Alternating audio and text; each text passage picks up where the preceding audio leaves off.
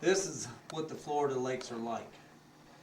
You will go thousands and thousands and thousands of feet with no depth change. You'll be a quarter of a mile out in the lake running your boat as fast as you can go. And you'll run for 10 minutes and you might be 6 inches deeper than you were before. And then all of a sudden you get out in the middle of the lake, and in a 2,000 foot area, it'll go from 7.5 feet to 9, but you're not sure where it happened. And you're out there in the middle of this great big giant 3-mile wide, 7-mile long lake, wondering, what in the world do I do? So I didn't catch him. I called Frank Hamill. I was so disappointed. I fished the lake that was one of the best lakes in Florida, and it was great at the time I went down there, and I never caught a fish. I was way down in the dumps. And I told Frank Hamill when I met him that I did that. Frank Hamill said, I fished it 20 times in a row and never caught him. I thought, boy, I feel better. But anyways, the key to the Florida lakes is the muck line. And I can't describe this any better than this.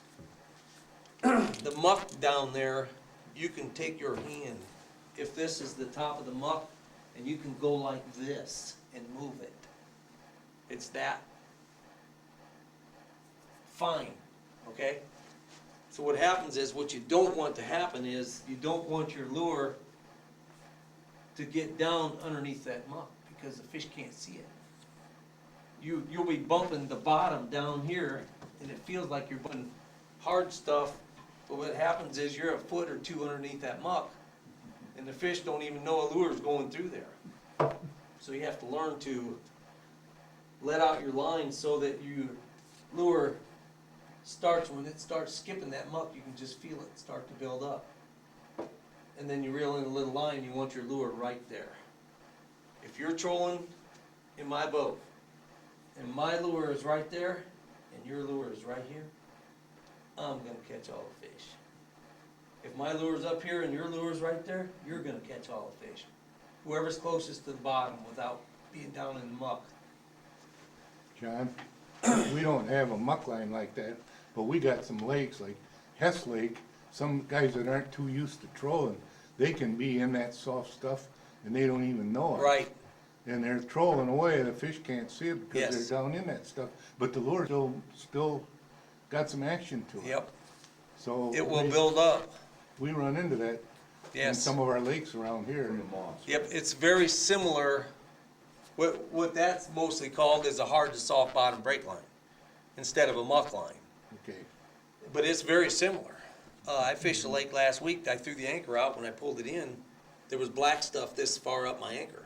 And it's the same thing as soft bottom like Hess Lake, very similar. Does Bear Lake have a muck line? Was that what we were Sure, looking at? yeah, it does. That's a hard to soft bottom transition. Oh, I wouldn't call it a muck line, I'd call it a Okay. hard to soft bottom.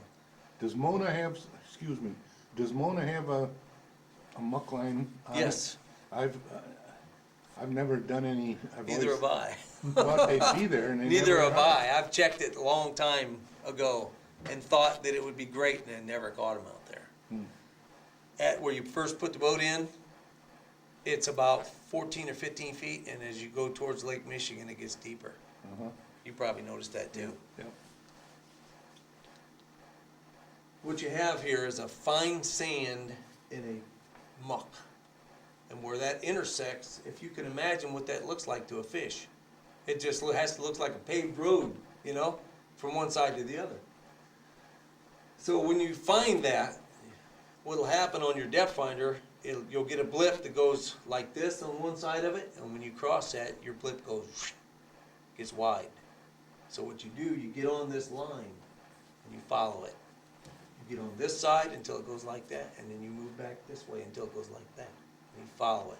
And what'll happen is, it'll show you the turns on the break line. You'll have bars and fingers, and you'll hit the fish on the tips of the fingers. But this story, Kenny Hyde said, he was following Mr. Perry. He said, Kenny, he said, you can follow me. So Kenny says, okay. Kenny Hyde knows that muck line. He knows every turn on that muck line on Kissimmee and Lake Marion. He said, I know it better than anybody. And he said, Mr. Perry got on that muck line on Lake Marion, and he said he went, and he said every place there was a turn, he made a perfect turn. And he said he did that for about 2 hours, and he said they didn't catch nothing. But he said he swung around and came back to Kenny. He said, Kenny, so I got to apologize. He said, I left my depth finder in the car. He said, I was probably a little off on something. And Kenny said, what? He said, how did you stay on that muck line with no depth finder? He said, Kenny. He said, we found that years ago before they had any depth finders. Kenny said, how did you do that? And he said, my lure has a different wiggle to it when I'm over the muck than when I get over the fine sand. He said, I can feel it change. He said, it's a tighter wiggle over the sand than it is over the muck. So he said, I just go back and forth until the feel changes. And he said, I'm right on it. Can you imagine? Now that's the guy that we're talking about. That's why he's the man, and he always will be the man. But that just shows you, we got a lot to learn. That's just another situation that Mr. Perry figured out. We was talking today about how long it would have took us to, if Buck wouldn't have been around to write this book for us, if any of us would have figured any of this stuff out, and I don't think we would have.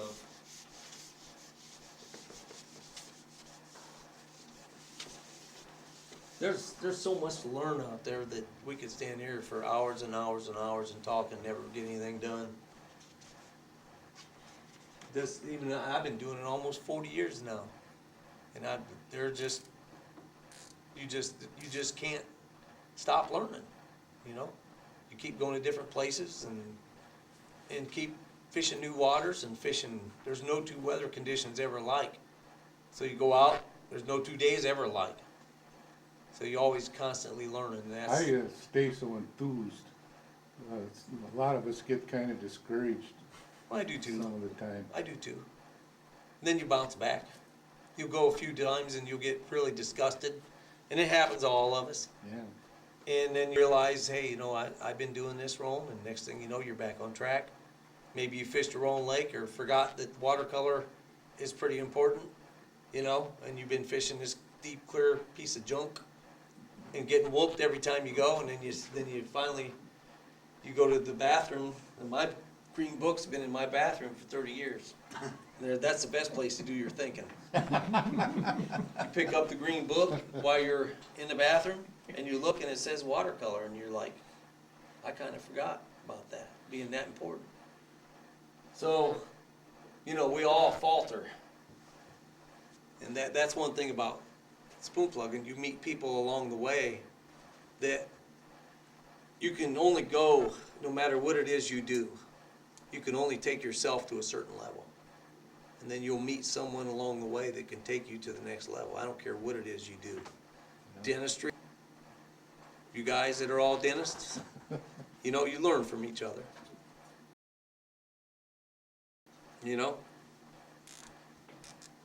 So it's all the same, you meet people that can take you to the next level. The same thing happened to me. I got lucky and was able to fish with Denny Collardo when I started out. And he pushed me like a dad, like I was his son. He pushed me. But if I didn't work hard, he'd make me stand in the corner, just about. I mean, he'd whoop me and make me work. And then Chuck, Chuck pushed me. So I've been lucky to be around the right people. And then Frank Hamill, I met Frank Hamill about 15 years ago, and he's the guy that took me way over where I thought I could be. I mean, he opened up my eyes a lot to fishing deep water. Is Frank ever going to be able to fish again or not? I hope so. He had an accident about 4 months ago, and he just about lost his life, and he's lucky to be alive. But he is. He's one of the best. He had a lot of brain damage or something, didn't he? He had some brain injury, yes, a little bit. But I think he's come out of that. Oh, good. And he had like 11 broken ribs, 2 collapsed lungs, broken shoulder, some facial damage. He was about shot. I'll tell you what, he wrote me an email, and he went into the restaurant where him and his wife were headed the night of his accident.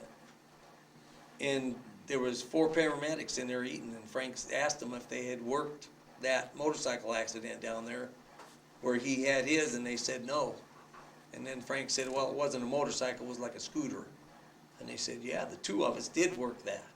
He said, we don't think that guy made it. And Frank said, yeah, he did. He said, you're talking to him.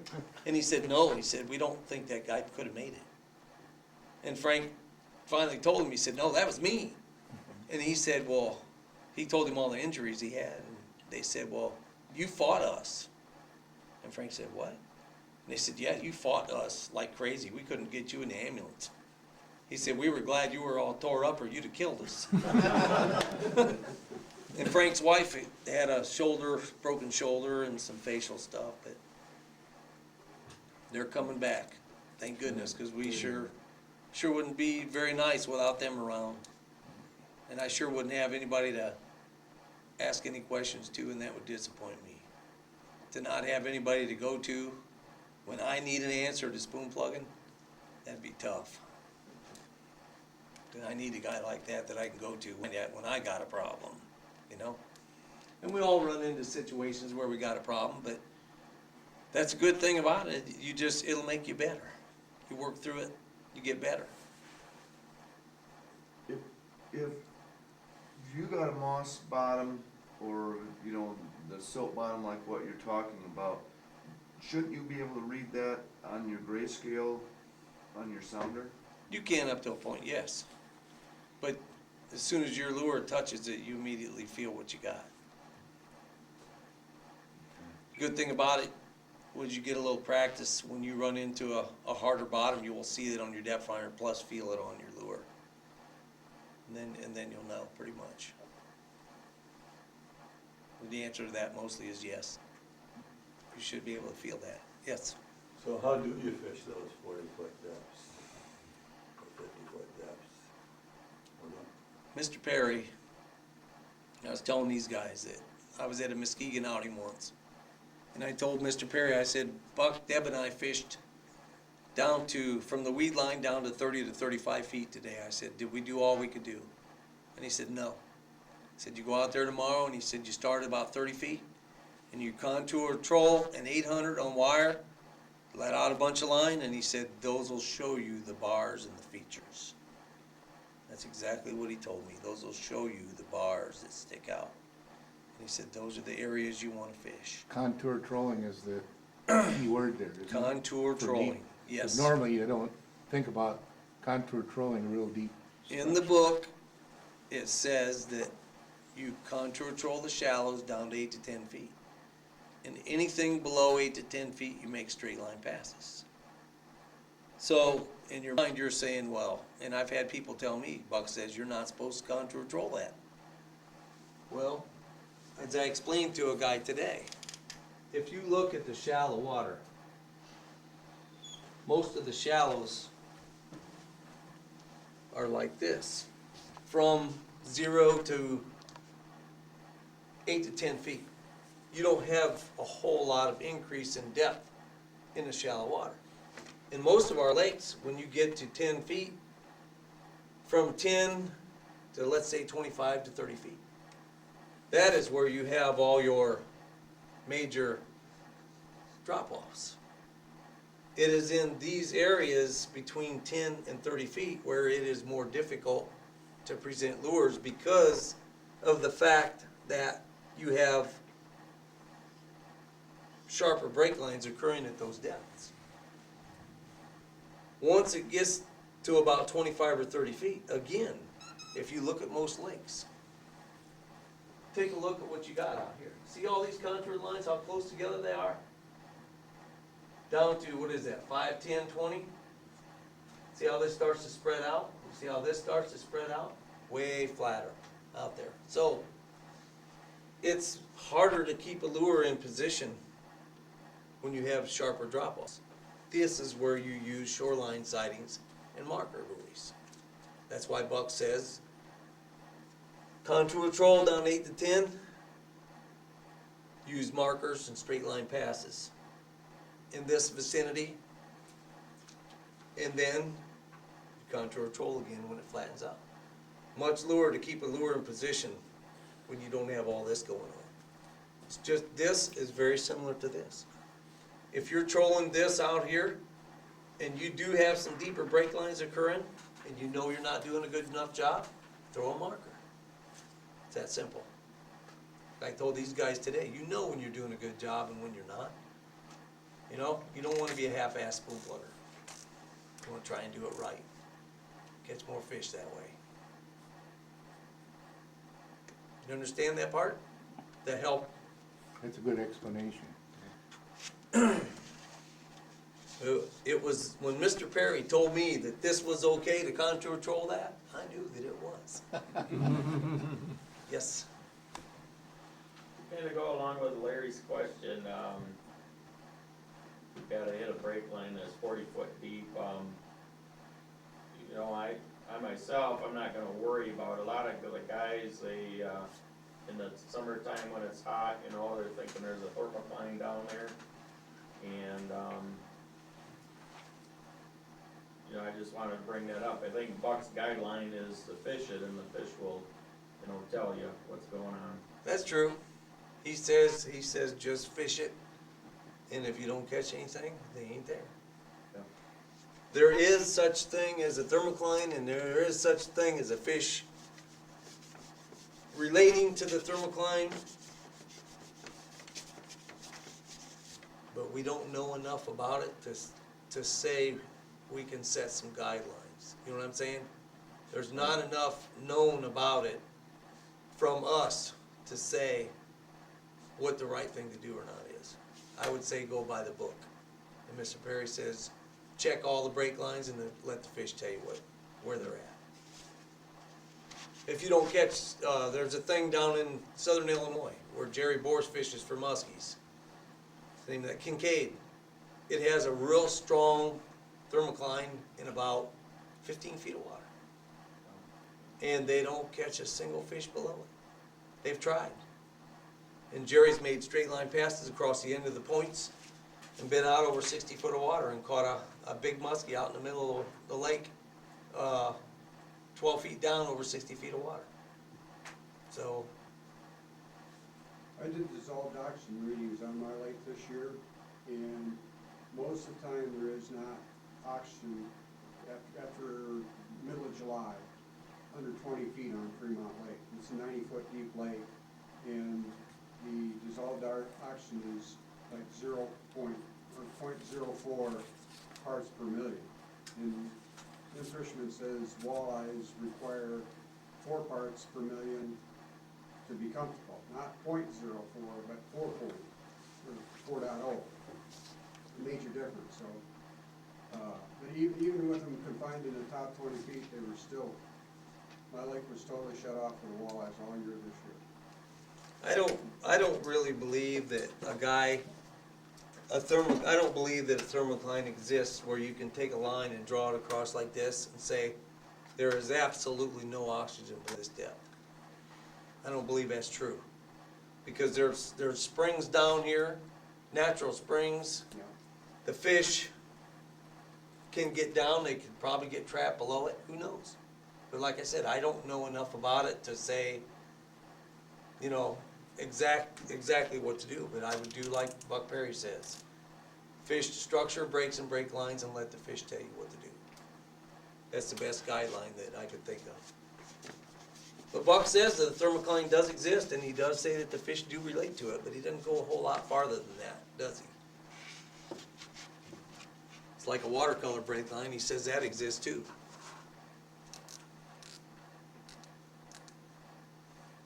If you've ever gone diving, you know there is different, there is, where the water clearly get better.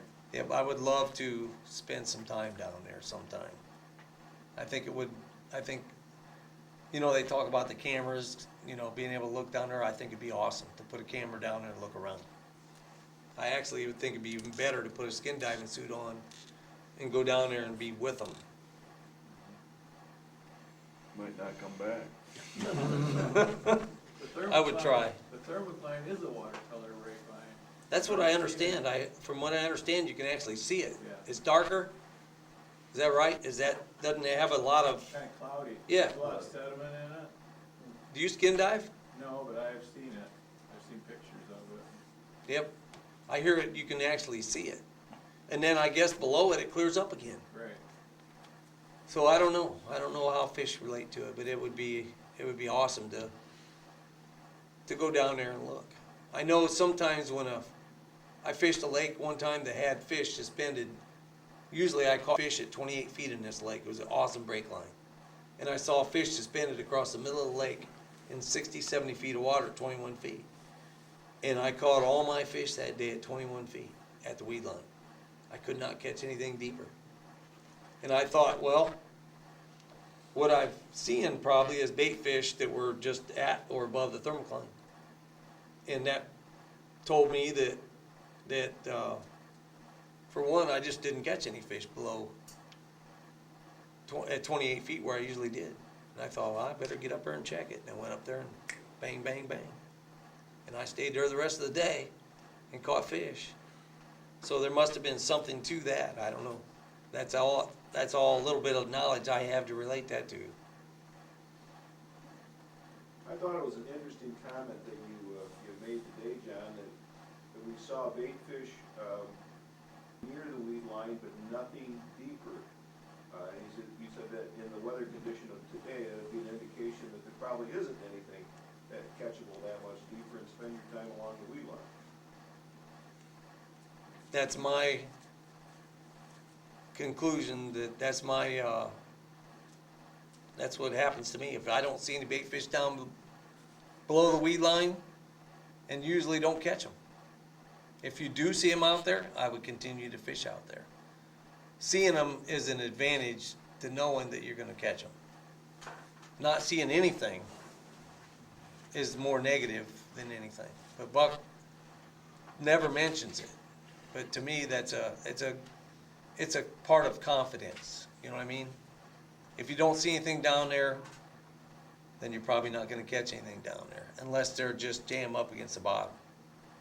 It's when they become active that they start coming off the bottom that you start seeing them. So if you're trolling out there with all the different break lines all morning long, you see nothing, and then all of a sudden at 1 o'clock in the afternoon you start seeing them, get ready. Because something's happening. You haven't seen them all morning. That's just your observation, you know? Just like Buck says, you gotta look around. You know, watch the weather, watch the animals up on the banks, watch the birds, watch the cloud cover get better, get worse. Watch the watercolor, watch the break lines, see everything around you. Well, that's just something you're supposed to see during the day. You're supposed to keep your eyes open. Watch your shoreline sightings so you know where you're at.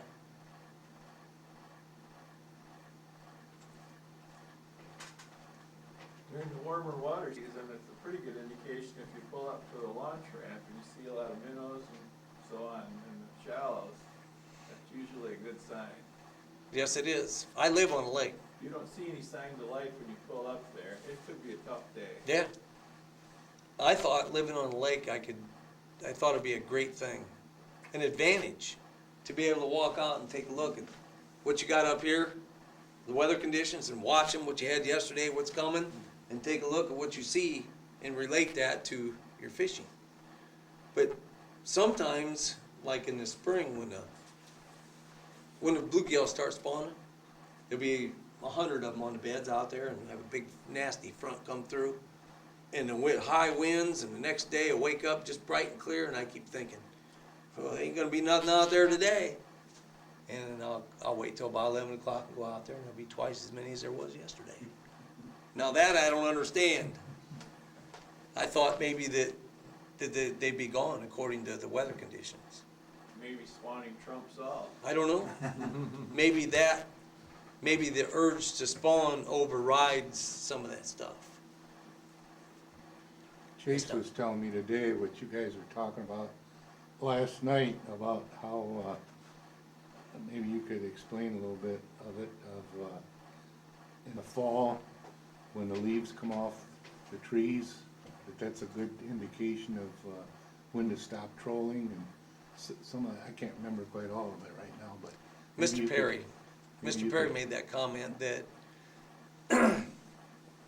we have, you heard of the fall turnover spoken of. That's when the evenings start cooling off and the water temperatures start cooling off, and when that happens, your surface temperature sinks, cools and gets heavier and sinks. When that happens, the warmer water that's down below is forced to the top. And as it sinks and cools, it creates a changing environment. And the first thing that's affected is the shallows, 8 to 10 feet. It doesn't take much imagination to see that this mixing or churning of the water creates an unstable environment, and these fish they're gonna be out of there. So, and that's what's happening right now. What happens is, when this water temperature gets to about 40 degrees, 45 or something like that, what'd you say, 42, Tom? Be perfect? Exactly. Okay, we'll give it to him. When it gets to 42, it stops sinking. And that's when the surface starts crystallizing and freezing. And Mr. Perry said if that didn't take place, if that one little thing didn't take place, the water would freeze all the way down and life would no longer exist the way we know it today, because everything would be frozen. It would take all summer long for all of our water to unthaw, so we wouldn't survive. But anyways, when this gets down to about 45, everything becomes stable. And that means the fish could be in the shallows, in the deep, or somewhere in between, and not have an unstable condition. So this changing, churning environment that started about 3 weeks ago or 4 weeks ago is gonna occur for another 3 weeks or so until we hit approximately 42 degrees. And then the fish are gonna start biting again, and they'll bite until the lakes freeze. And it's a tremendous bite. I mean, you can catch a lot of fish. But the one way to know that it's finished, that this turnover is finished, Mr. Perry said, watch the leaves on the trees. It's at about the time that all the leaves fall off the trees. When you know that things are changing in our environment, when you look at the trees and see them changing colors, you know that that's a big change. Something's happened to make that change. Well, when everything becomes stable, that's about the time that all the leaves have fallen off. And you can bet, you can check, it'll be real close to 42 degrees or 45 degrees. That's when the real good fishing starts. So if you watch that, that'll help. Just an observation that we made over the years, but Buck sparked it. But He didn't told you us what to look for. Didn't you say that's when you put your trolling gear away and start casting more? When you get to about 45 degrees, you can catch the northern pike and the muskies. But when about 45 degrees, the bass, instead of taking the lure, they bump it.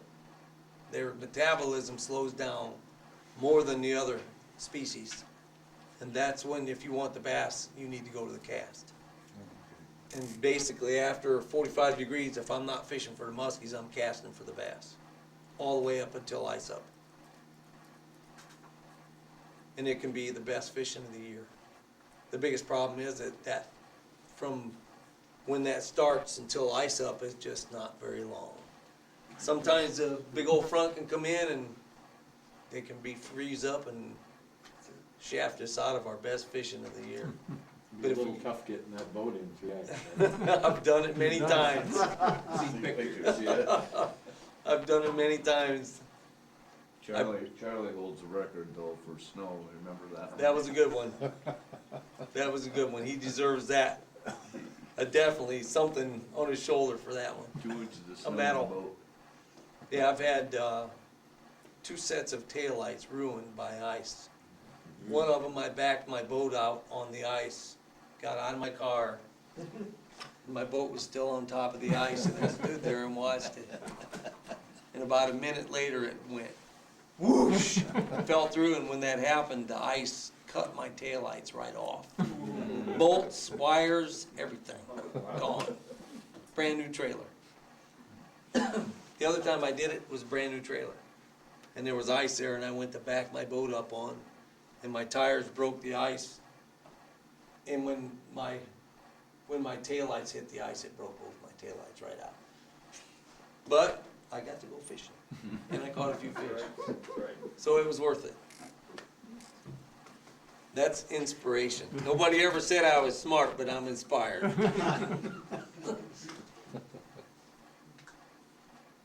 Now, when it gets to be November, will that hold true to be fishing those holes, casting them for the northerns too, or not? We never stop trolling for the northerns. Oh, okay. What'll happen is, as the season progresses and the nights get cooler and the water gets cooler, everything will have a tendency to want to go deeper. Did you ever remember Mr. Perry saying that he fished in the winter on the lake that he grew up on? And he said, I caught the fish, but he said they were quite a bit deeper. So what happens in the colder water, the fish will have a tendency to be out more in the holes and not make movements up on the bars. So these break lines, see that flat break line out here like that? And this one right there, and this one at 40 feet, and this one right here. A lot of people don't look at those out there. They look at these, and that's all the farther they're ever gonna look. But this feature right there, and this one, where those, Buck would say, look at those contour lines touching. That's a break line right there. Or here, maybe here, the end of this 40-foot hole, this turn, the end of this bar right here, those are the places that I fish in the late fall for the northern pike. That's where I would look for them in this lake. But I would start on the weed line and move out quickly. I wouldn't waste a lot of time at the weed line if I didn't catch them right away. I wouldn't spend any time until I moved out to the deeper break lines. Tom? In the green book, Mr. Perry says that when it starts getting to be the cold weather season, that they're more inclined to be near a drop like this, whereas in the summer, it's shallow or slow. Once the thermocline, one thing I can tell you about the thermocline, as it dissipates or goes away as the water cools, when it is dissipating, every week you will find the fish deeper. Let me give you an example. They want to be as deep as they can get to become comfortable, to where the conditions are more stable. If this is a weed line, a tall weed line, all summer long, the base of that weed line, let's say 18 or 20 feet, is going to be pretty productive. And let's put a thermocline out here at, let's put it out here at 22 or 25 foot, just hearsay. Most of the fish you catch are going to be from 25 foot to the base of the weed line. That's going to be real productive all summer long. Once this starts to dissipate, everything, the first frost is where things change, which we just had last night. The bait fish, the northern pike, will be found on the next break line outside the base of the weed line. As it gets colder, these fish are all going to drop deeper and deeper and deeper until they get out into this main basin of the lake. And I'm telling you, they will be in this main basin of the lake. And there will be periods of time during the day that you will make some great catches of big northern pike on spots like this, this, especially this. If you can interpret those break lines and find them and stay on them, have the ability to, the patience to stay on them and wait for the movements to occur. If you see the bait fish on this 30-foot break line, and there's a lot of them, and you haven't seen any yet, you stay on that break line, and you'll catch the fish. That's where you'll catch the fish. Now this is a northern pike thing in the fall, and it works, I'm telling you. This is what Jerry Borst does on Dullivan Lake. He follows them from the first frost, he follows them right on down. They will be so far away from any base break line, you won't believe it. They'll be out in the, it will appear that they're out in the middle of the lake on nothing. But if you find a break line out there and you're following it around, you'll find that they'll always be on something. It may be the end of a hole. It may be a turn like this, or this turn, but they will always be on something. But it will appear rather flat, but it'll always be the end of a hole, a turn on a break line, or something. And Jerry says about Dullivan Lake, he said, if you want to know where the northerns are, watch the bluegill fishermen. They'll know where the bluegills are, and he said that will give you a hint to what break line you fish for the northerns. He said I'll be out there, and he said be trolling around bluegill fishermen all day long on Dullivan. That's in Chicago. But Jerry said some of that takes place out in the middle of nowhere. But he said they are on minute break lines, and he says you really have to look. But he said every time you catch them, they're on a spot. Be at the end of the hole here, or he said 2 weeks later, they could be at the end of the lake, the other end of the lake, at the other end of the hole. Well, that's pretty cool. You stay out there, you can keep learning. It's fun, you never stop learning. This is what, out here in the middle of this stuff is not for the beginners or the people that don't have patience or people that don't know how to run lures in deep water yet. We can do some of this tomorrow if we don't get wet. Or if you want to. We might have to just to have something to do. We'll see what happens. Yeah, we'll play it by ear, but we can definitely go out there and look and see what's out there. Yeah, that's, And if we can find some stuff out there, we can make your fall fishing a lot of good time. A real good time. Any other questions, fellas? How late do you run these? Charlie? If no one has any questions, we can be done. With Warren, we've got plenty of coffee and Yeah. refreshments here. We would even just take a break and have, I don't, are there more questions? Well, you Yes, keep John. talking about casting, how would you, say in the fall, you wanna get in that deep water, where would you position your boat and which direction would you cast? For the muskies, John, I would not stop trolling. And for the northerns, I would not stop trolling. For the largemouth bass, I would not be out here in this kind of stuff. I would look more, John, for the long, flat, weedy bars like this right here, and this right here, and the flats at the back end of the coves. Structure situations that are the farthest away from the northern pike stuff. See, this is quite a distance from this hole right here. So this would probably be a real good largemouth bass area. Those fish I would definitely cast to. In the late fall, John, I would do it like this.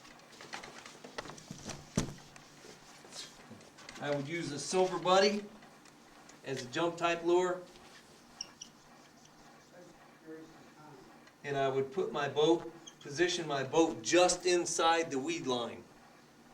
Or above the weed line, about a boat length back from the base. My cast would be made out and jump until I get to the base of the weed line. And it would be done with a silver buddy type lure. When you make your cast, when it hits, keep a tight line. Actually, what this will probably do is fall back like this if you keep a tight line. And there may be some fish suspended out from this weed line, and a lot of fish will hit you on the drop. So watch your line for it to go thunk. Some of the biggest fish will hit you on the drop. But if you don't get hit on the drop, jump it all the way back till you get to the base of the weeds. And you can do it, like if you know the structure situation, and let's say you know that the fish come up on this finger, you can anchor your boat there and fan cast. Or you can put your trolling motor down and work the whole area. Sometimes you'll hit the fish on the points, sometimes they'll be on the inside turns. Sometimes they may even be clear out here. So if you're working someplace new and you can't maybe interpret exactly where to anchor, then you can work it with your trolling motor. But I say, if you know how to work a trolling motor, and you can do this, fine. If you can't do this, don't use a trolling motor, use an anchor. You'll do a better job. If you can't use a trolling motor and you're having problems, you're better off without it. It's a tool just like anything else. And if you can't do a good job with it, then get rid of it. Yes? You mentioned a silver buddy. What is it, similar to the old head and sonar? Exactly. Okay, It's one of our best jump type lures. okay. Or a jig. A regular lead head jig works well also. Those are the couple of jump type lures that we use. Blade bait is not a Yeah. name for it. Yeah, blade bait, head and sonar. It's one of the best jump type lures. The Bales blade is the best. That's a fact. That's a good one. Brent and I have a silver buddy that we've been at it for a long time. We don't have it perfected yet, but by gosh, we're working on it. You want to pass it around and look at it? There's a sample of it. Just handed me some to take home tonight. But I make them a little bigger than normal. We make them 3/8, 5/8, 3/4, and 1 ounce. Is that right, Brent? That's right, yeah. And they will be available soon. Now, can you tell how deep it is, you know, if you cast the silver buddy and it hits the water? Yes. When it hits the bottom? Actually, what you want to do, John, if you really want to get good at it, pick a place where you know how deep it is. And take whatever, they come in different sizes. Of course, the heavier is going to sink quicker. And the diameter of the line that you're using will affect how fast it sinks. A lighter line will sink quicker than a heavier line. Take a depth, an area where you know what depth you're casting into. Cast it out, John, and when it hits the water, count it down about a foot a second, and then you'll absolutely know. That's what I recommend.